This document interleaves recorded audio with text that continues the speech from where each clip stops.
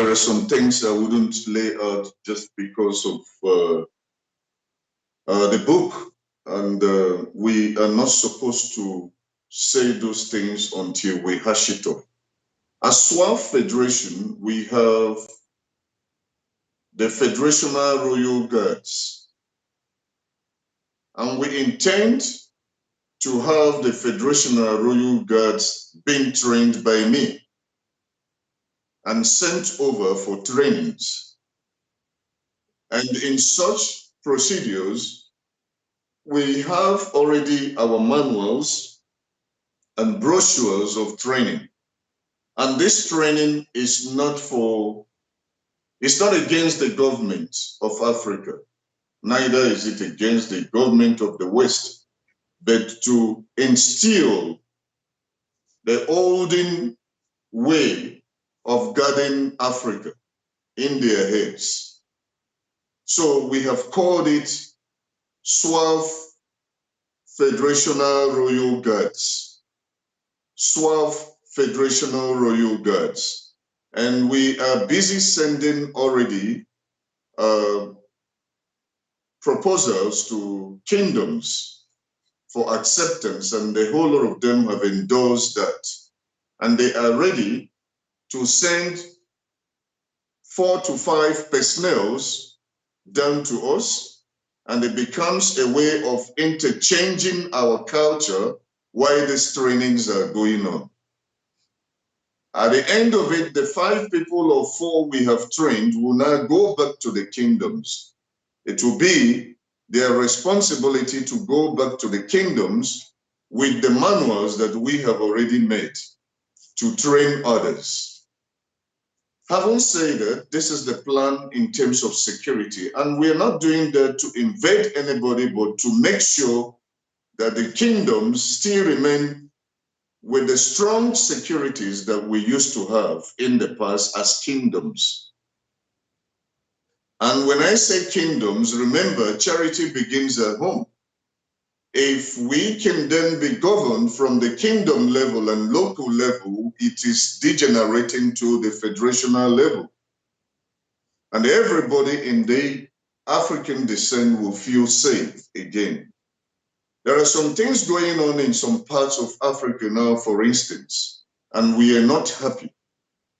We are seriously not happy, and we are writing and speaking and fighting against all that, and believing that very soon, if we are able to spread out our royal guards and with the powers of Africa endowed in them, a lot will happen. Powers like in the past, you can see enemies coming to hit or approach you, but yet nothing goes. And that's where I speak my language, or DAC. Such are the powers that we all had in the past. And we had the warriors. The warriors are being kept in each kingdom of Africa for such purpose, to protect the kingdoms. If such was in existence, some certain things happening in some parts wouldn't have been happening. I remember I was told a story whereby a certain woman was protecting a certain deity. As they say, we're idol worshippers. Who set the pest? And who told you that our forefathers were worshiping idol? They weren't. But those are the altars they can see at that very time. That was the things they were able to create and worship through,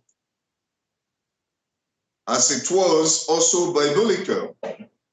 But at that point, when the Biafra and Nigerian war was going on, there is a certain deity that was protecting the women, and there was a certain deity that was protecting the men.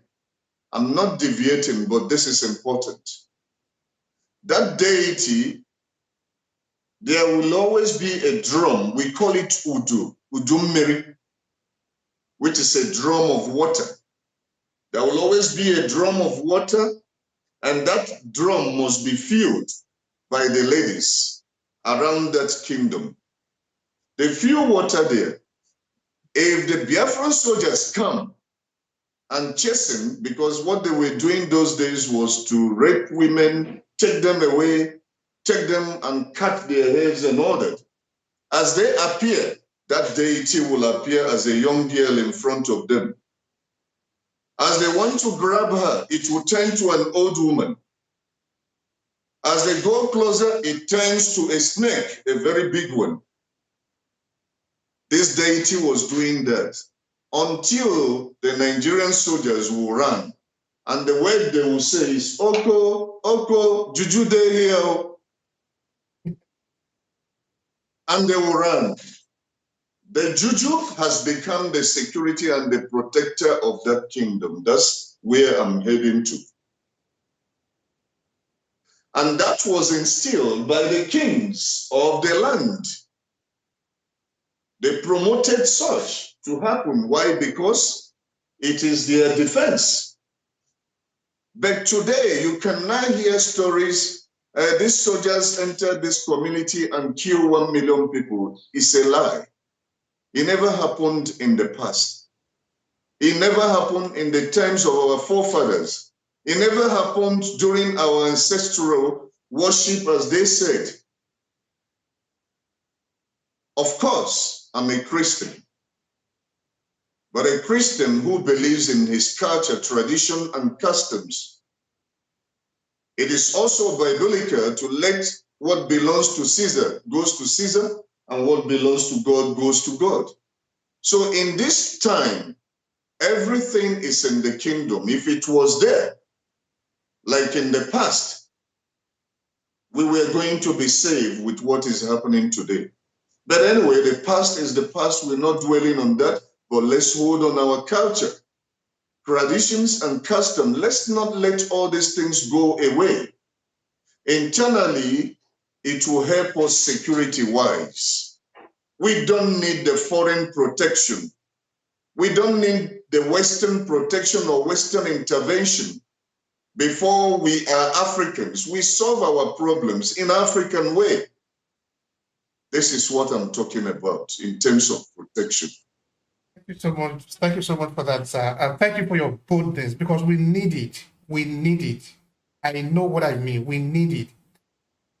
Our culture is where we can take refuge, because you cannot pretend, I repeat again, you cannot pretend to have salvation from outside of you. It's not going to come. It's going to fade. You see, I really hope that there are more people, there are more royalty in Africa who come out to defend the people, because this is what we are talking about by leadership for the interest of the people. Because now, if you take a typical leadership in Africa, I'm not talking of the political structure, the way that we have it today, which is sort of almost forced, as it were. If you, let's say, for example, take the Oba of Benin. It will be irrational for the Oba of Benin to deceive his people. Because where are you going to go? You don't have any other place to go. No. Because the Oba, the authority of the Oba have evolved along with the people. The people are his power.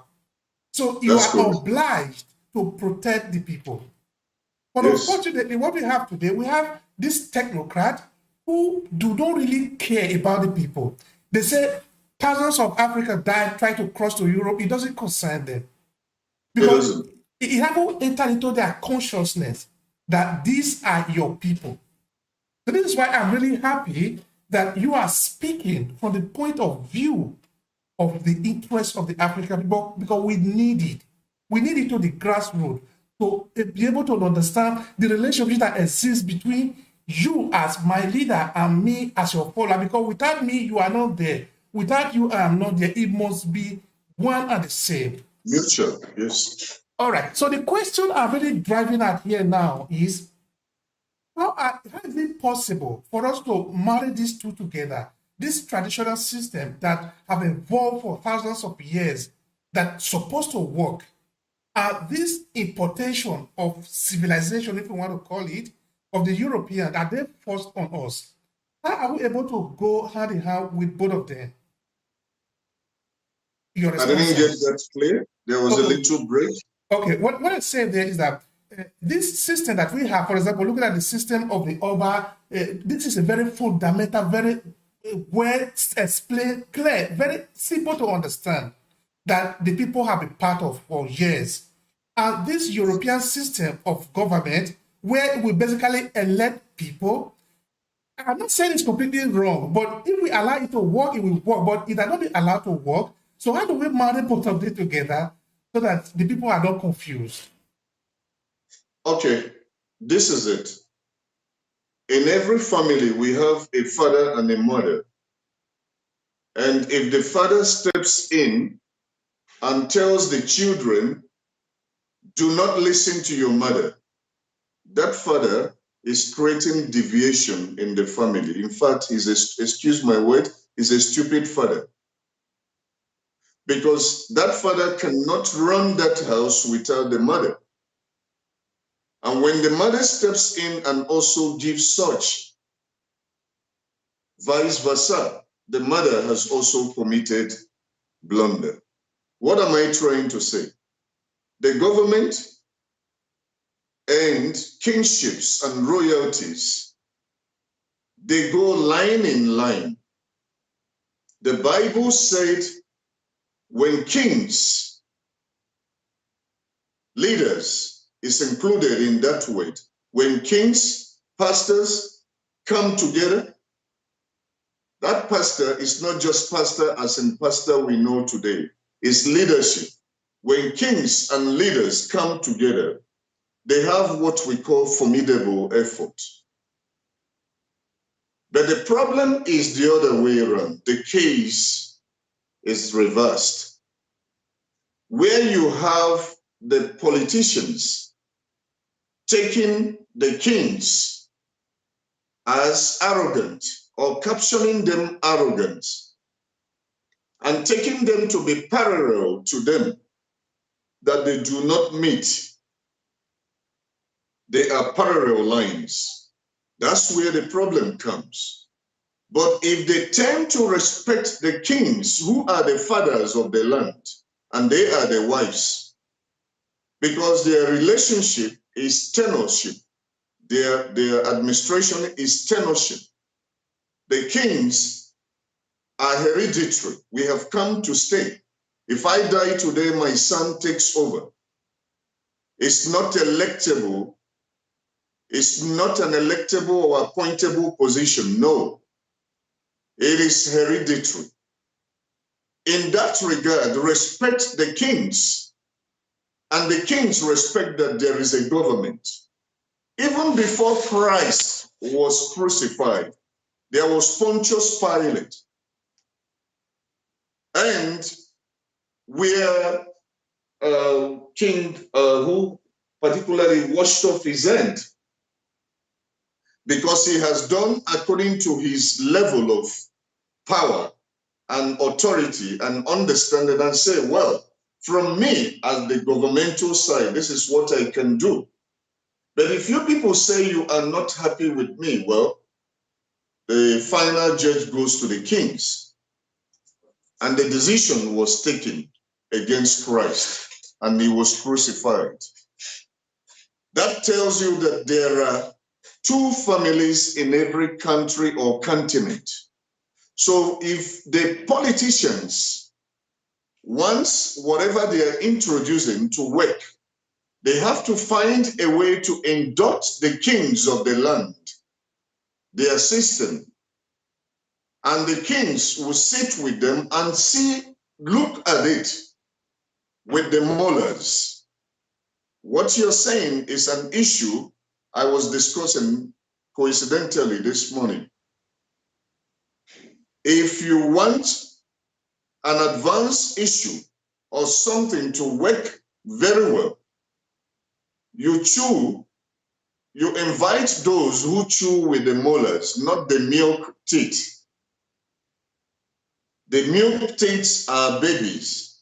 The molars are more matured. It can tear and grind anything, any bone with the molar. And in other words, what I'm saying, there are those who have heads, but they have no money. And there are those who have money and have no heads, wisdom in Africa. So when you merge up these two, the mullahs sitting down together, where there will be a mixture of those who have brain, have no money, and those who have money, have no brain, it will shift itself automatically, because those who knows that I don't belong here becomes a weed, and they know they will be weeded out while the crop will grow. I'm speaking affirmatively for you to get me much better. And I want you to understand what I'm saying is that these two bodies need to work together. I didn't say there will be no government. Of course, it will be completely impossible where there will be no government. But the government and kingship should work together, not for the purpose of corruption, not for them to corrupt one another or to bribe one another, not for them to say, shut up, you become a toothless bulldog or obedient rubber stamp because of the money I'm giving to you. Shut up and do as I say. Nobody should remote each other. No, they work together for the interests of the community. Then things will be fine.